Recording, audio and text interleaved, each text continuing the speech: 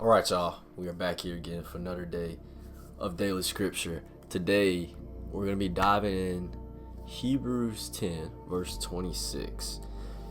It's been popping up in my brain a little bit recently. I seen it come across TikTok, and I seen it come across TikTok again like 2-3 days later. I was like, all right, bro. Like something sticking out to me, and then I just started reading the verse. Like, yeah, well, I need to talk about this verse. So.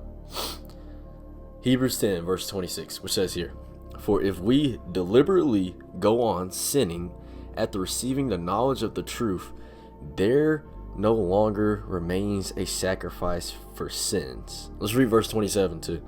"But a terrifying expectation of judgment and the fury of a fire about to consume the adversaries." Man, let me just break this down to y'all. So, what this verse really means. So, it's the serious nature of willful sinning after one has come to understand the truth of the gospel, right? You know the truth. You know what God can do, right? You know the commands. You know his ways, right? You've experienced his presence and all this, right? So you know the truth of what he can do, right? Continue on. It says, "It serves as a dangerous warning to believers turning away from the faith and deliberately choosing a path of sin," right? Path of Satan is the way I like to put it, right? A path of Satan, basically, right? This is a showing of rejecting sacrificial work, right? You're rejecting everything that Jesus has done for you on the cross by doing this, right? Which is the only provision of salvation, right? Because he is the way, right? The only way, the truth, the way, the life, right? John 14, verse 6, y'all. You're going against everything when you take the path of sin, right? You know the truth and you still choose the path of sin, right? It's not, so you're doing the complete opposite of, instead of you striving to have a growing relationship with it, you're kind of staying in the same spot, or you're getting a little bit worse in your walk with Christ, right? And we cannot do that. We cannot do that. We gotta wake up. When you hear this truth, y'all, and which is really kicked in for me for the last year, you hear this truth, the real truth of the gospel, right? You should be striding every single day to have a better relationship with God, right? Because you don't know when your last day is, right? So don't sit in this lukewarm. Revelations 3:16, y'all. Let's go to Revelations 3:16, right?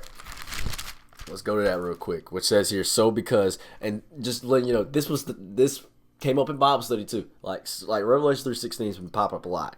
But this says, "So because you are lukewarm and neither hot nor cold, I am going to vomit you out of my mouth," y'all. He's going to vomit you out of his mouth. We cannot be lukewarm. We cannot be living for sin and living for Christ at the same time. Just like I was telling y'all at the fence. Okay, so you got a person in the middle sitting on a fence, right? And there's a person, and you got Satan on the left, God on the right. The God wanted to have both. It was a dream, right? The guy wanted to have both, right? So basically closed his eyes and just stayed in the middle. Boom. He opens up, gets grabbed, and gets grabbed by Satan. He said, "No, I want a little bit of both, a little bit of God, a little bit of Satan." And Satan said, "I own the fence." You can't have both. You cannot have both, y'all. I don't know how many times I got to clarify that. You got to be 100% with God. Okay? 100%. It cannot be 99, cannot be 90, not be 80, right? We've got to wake up, right? Wake up in today. Strive to have a closer relationship with God today, right? We don't know how much time we have left, right? So you know what that means? Let's get into some scriptures, y'all. Let's get in this word. Let's learn more about God today. Okay, stop putting it off to the side. I know some of y'all got it in that shelf. Y'all go over to that shelf or that drawer or whatever. Let's pull it out today. Pull it out today. Let's learn the truth of what God has for you. Let's learn this plan that he has for you, right? And stop going by the same plan that you keep going through your thoughts, right? It needs to be his thoughts, his God's thoughts, right? And that takes me back to Isaiah 55, which has been on my mind a lot recently. Okay, so let's go Isaiah. Isaiah Isaiah 55. When we were talking about the thought process sermon recaps I used to do. But look, verse 8, which says, "For my thoughts are not your thoughts, and your ways are not my ways." This is the Lord declaration. "For as heaven is higher than earth, so my ways are higher than yours, and my thoughts than yours." Right? Above and beyond, y'all. His thoughts and his plans are above than our thoughts, right? We got to humble ourselves to understand that, and we have to trust in the Lord that his plans and thoughts are better than ours, right? Because you will see it develop when you allow God to take over that part. Stop having that pride issue that we like to have, right? And let God be in control, and you will see the good things he has for you, right?